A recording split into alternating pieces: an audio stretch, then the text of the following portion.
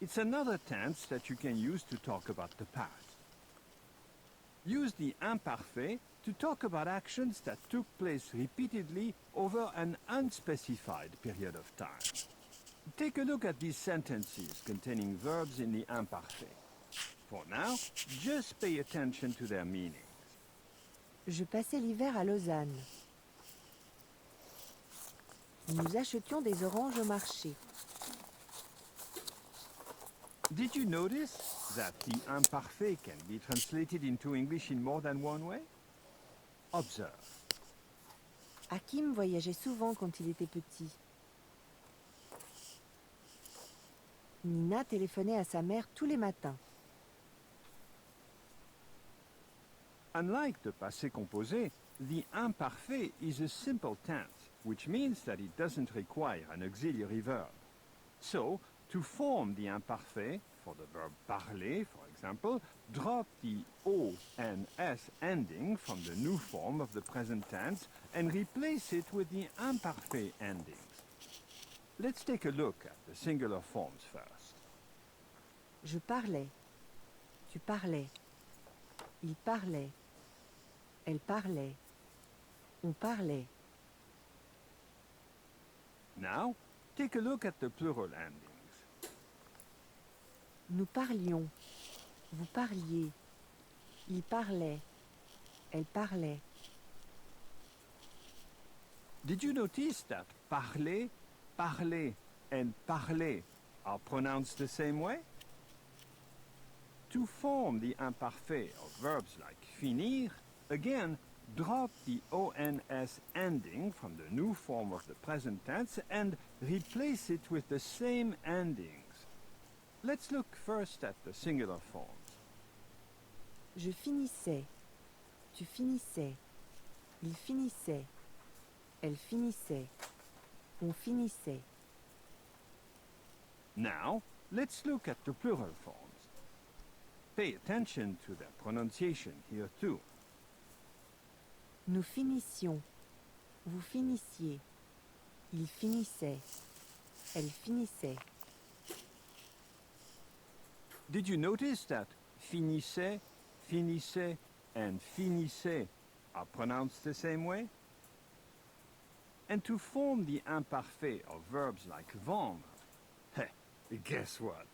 Again, well, drop the ONS ending from the new form of the present tense and replace it with the same endings. First, the singular forms.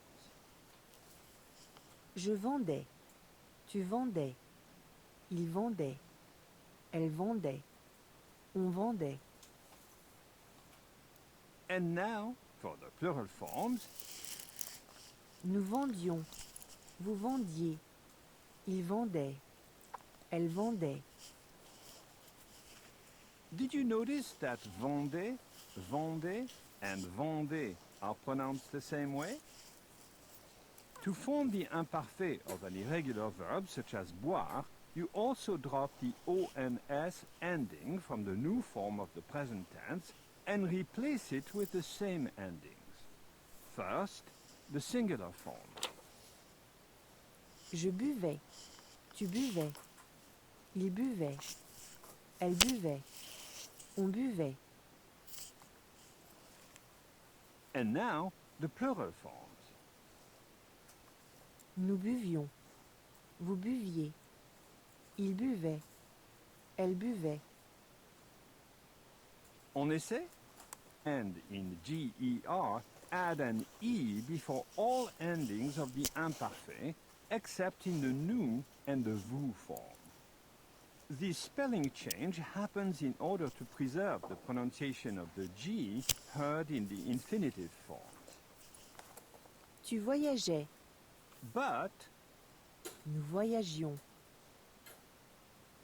verbs whose infinitives end in CER change the C to cédir before all endings except in the nous and the vous forms. This spelling change happens in order to preserve the pronunciation of the C heard in the infinitive forms. Les invités commençaient. But Vous commenciez. the nu and the vous forms of infinitives ending in IER contain a double I in the imparfait. For example, Vous skiez dans les Alpes en hiver. Nous étudions parfois jusqu'à minuit.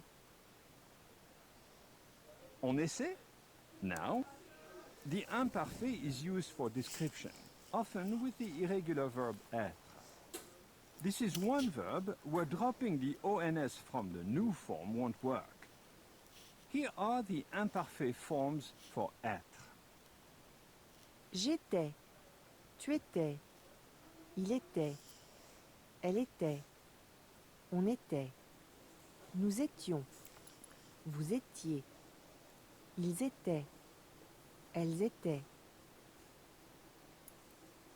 L'hôtel était à côté de la gare. Nous étions à l'aéroport. Note the imperfect forms of these expressions. Il pleuvait chaque matin. Il neigeait parfois au printemps. Il y avait 2 lits et une lampe. Il fallait payer les billets. À vous.